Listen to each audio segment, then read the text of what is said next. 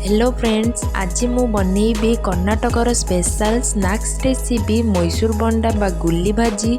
एटा बाहर बहुत ही क्रिस्पी लगे आ भितर बहुत ही सॉफ्ट होता है। आई मैसूर बंडा सहित कोकोनट चटनी खाइबा को बहुत ही टेस्टी लगे। कोकोनट चटनी मध्य मु आपण मानकु करके देखैबी।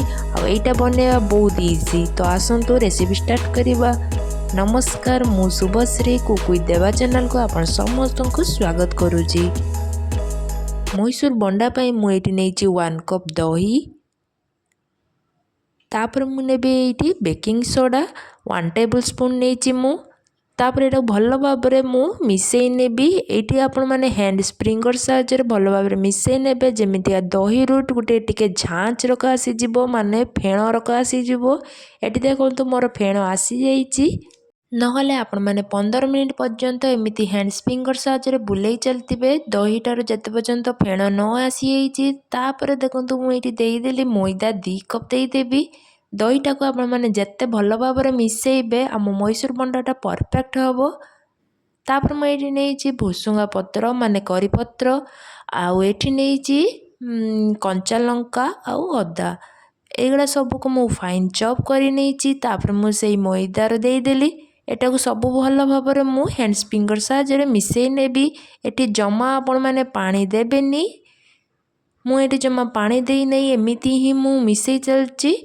देखंतु एटी भल भाव मु मिसई चलला परे एटा को देखंतु एमिति हे साला परे मु मैदाटा को हाथ रे ही मु मिसईबी। तापर मु हाथ रे एमिति बुलेई नेइची भल भाव देखंतु। एटा को आपण माने अट्टा दळेला भलिया दळिबेनी, एमिति ही हाथ रे खाली बुलेई चलतिबे। देखंतु मु जे भलिया करूची एमिति काई करिबे ताले आम बैटरटा भल भाव हेई जिवो।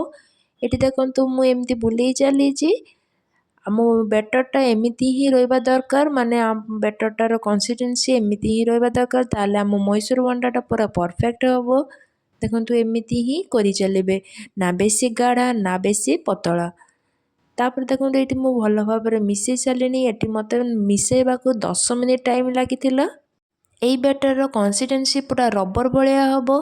तापर देखंतु एटी मु 4 घंटा रेस्ट करते देदेबी। तापर चलंतु कोकोनट चटनी रेडी करिबा। कोकोनट चटनी पई मु एटी नेइची करेई रे मु एटी रिफाइन तेल देबी। तेलटा टिके गरम हो सारला परे मु एटी 1 टेबल स्पून जीरा दे देइची। जीरा टिके फुटी गला परे तापर मु एटी देबी सुखिला लंका दे देइची। सुखिला लंका मु एटी 3टा पीस देइची। आपण माने राग अनुसार सुखिला लंका देबे। तापर मु एटी कंचा बादाम देइची। कंचा बादाम को आमे टिके भाजी नबा। देखंतु कंचा बादाम टिके भाजी गला परे तापर मु एटी देइची तेंतुली। तेंतुली को माने तेंतुली मंड मु देइची। तार चोपा आउ मंजी मु छड़े नेइतिली। देखंतु एटी मु देई देली तेंतुली को तेल रे। तापर तेल रे ही मु टिके भाजी नेबी तेंतुली को। देखंतु एटी मु तेल रे भल भाव मिसई नउची भल भाव एमिति खदड़ा रहीने भी किछि कथा नहीं। टिके तेल रे मिसई नेबे। तापर थेड़ा ठंडा हो साला पर गोटे मिक्सी जार मु नै जाइची। तापर एटी मु कोकोनट नेइची से मिक्सी जार रे देई देली। गोटे नड़िया को मु एमिति कोरी नेइची। तापर मु देइची 4 टेबल स्पून चीनी देइची टिके मिठा आसिया पई। तापर मु एटी देइची स्वाद अनुसार लूण देइची। तापर मु एटी देबी कंचा लंका 4टा पीस को मु एमिति भांगी नेइची। आपण माने राग अनुसार देबे काहेकि ना आगुर आमे सुखिला लंका देइतिले। तापर 1 कप मु एटी पानी देइची। तापर ग्राइंडिंग करिके नै आसीबी। एटी देखंतु आम चटनी रा टिके बहलिया अछि, किछि कथा नै, आपण माने पछरे भी पानी देई परिबे। तापर मु एटी चलंतु तड़का दबा चटनी रो। तापर मु एटी तड़का पैन रे सोरिष तेल नेइची। तापर एटी भुसुंगा पत्र आउ सुखिला लंका 4टा पीस। फास्ट मु एटी देबी सोरिष दे देइची। सोरिष टिके फुटी गला परे सुखिला लंका आउ करी पत्र दे देबी। करी पत्र आउ सुखिला लंका टिके फुटी गला परे मु सेई चटनी रो दे देबी। तापर टिके भल भाव टिके आमे ताको मिसई नबा। चामच साहाय्य मु एटी टिके भल भाव मु मिसई नेइची। तापर एटी देखंतु आम चटनी कोकोनट चटनी रेडी हे गला। तापर चलंतु मैसूर बंडा करिबा। 4 घंटा मु कहितली 4 घंटा एटी हेई सालाणी। तापर देखंतु एटी बैटरटा टिके फुली जाईची। तापर चलंतु एटा को टिके मु आउ टिके गोळेई नेबी। आपण माने ए बैटरटा को जतले गोळेबे टिके उद्दा हाथ हेई जिबे। तापर करेई रे मु एटी टिके तेल देइची मैसूर बंडा गुडी को छाणीबा पई। गैस रो फ्लेम टाको आपण माने लो ही रखिबे। तापर मु उदा हाथ करिकी बेटर टाको टे गोळे नउची। एटी देखंतु आम बेटर टा बेसी पतला नुहे कि बेसी गाढ़ा भी हेई नै, एमिति ही बेटर कंसिस्टेंसी टा रखिथिबे। तापर देखंतु मु एटी अल्प अल्प करिकी से तेल रे ही देई देबी। आपण माने एटी जमा हाई करिवेनी गैस रो फ्लेम को, नहले तळु पोड़ी जिवो मैसूर बंडा।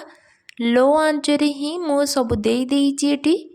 एटी देखंतु आम पछ साइड गोटा हेई साराणी। तापर मु आगु को उल्टेई नेबी।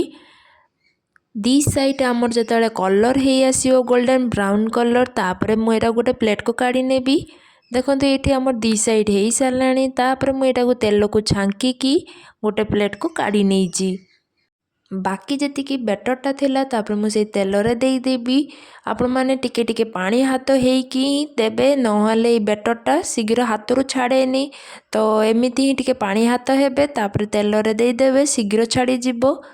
तापर एटी मु देखंतु छोट छोट पीस माने छोट छोट करिकी बेटरटा देई देइची। सेम प्रोसेस रे तळटा हेई सारला परे ऊपर को उल्टे नेबे। दी साइड हेई सारला परे प्लेट को काढी नेबी। मु एई रेसिपीटा ना मु जेतेबेले बेंगलोर रे थिले, एइटा मो हस्बैंड आनिकी दियंती आ मु से बेंगलोर रे ही एई रेसिपीटा शिखी जाइतिली। तो एइटा एते टेस्टी लागे आ मु भाबिली एइटा आपण मानक सहित मु एटा शेयर करिवि। देखंतु एइटी हमर दी साइड हेई सारलानी। तापर सेम प्रोसेस रे मु एटा को छांकी की सेई प्लेट को काढी नेबी। एटी देखंतु मु एटा गणेश पूजा रे करिथिली। तो एमिति देखंतु एइटा आपण मानक को भली आकार लागुची। मते तो एइटा गणेश ठाकुरंकर माने हाथी सुंड रकम हेइची, दांत भी बाहरीची, कान साइज रो भी हेइची। मते एटा पूरा गणेश ठाकुरंक बापा भलिया लागुची। तो आपण माने कहबे आपण मानक को भलिया लागुची। तापर आउ जति बेटरटा थिला ना मु एटी देई देइची। देई सारला परे एटा मोर लास्ट टिके थिला। तापर देखंतु सेम प्रोसेस रे तळटा हेई सारला परे मु उल्टेई की दी साइड हेई सारला परे मु सेई प्लेट को काढी नेइची। एटी देखंतु मो मैसूर बंडा सब रेडी हेई गलानी। आउ एई मैसूर बंडा देखौची मु आपण मानु केते सॉफ्ट आउ केते नरम हेइची। आउ एइटा को आपण माने एई कोकोनट चटनी सहित खाइबे, बहुत ही टेस्टी लागिबो। आउ घरे एई रेसिपी को निश्चय बनांतु। आ मो रेसिपी जदि आपण माननको भल लागे ताले प्लीज मो चैनल को लाइक एंड सब्सक्राइब करिया को जम्मा भूलिबेनी। सब्सक्राइब बटन पाखर थिबा छोट बेल आइकन को प्रेस करि नेबे, ऑल नोटिफिकेशन को क्लिक कर नेबे, जा फल मो वीडियो अपलोड कले आपण माने फास्ट देखि परिबे। आपण मानक फ्रेंड्स रिलेटिव मानक सहित ए रेसिपी को शेयर करंतु। घरे निश्चय बनांतु। केमिति लागुची ए रेसिपीटी मते कमेंट माध्यम रे जणांतु। मु पुणी आसीबी आ गुटे नुआ रेसिपी नै। रहूची नमस्कार।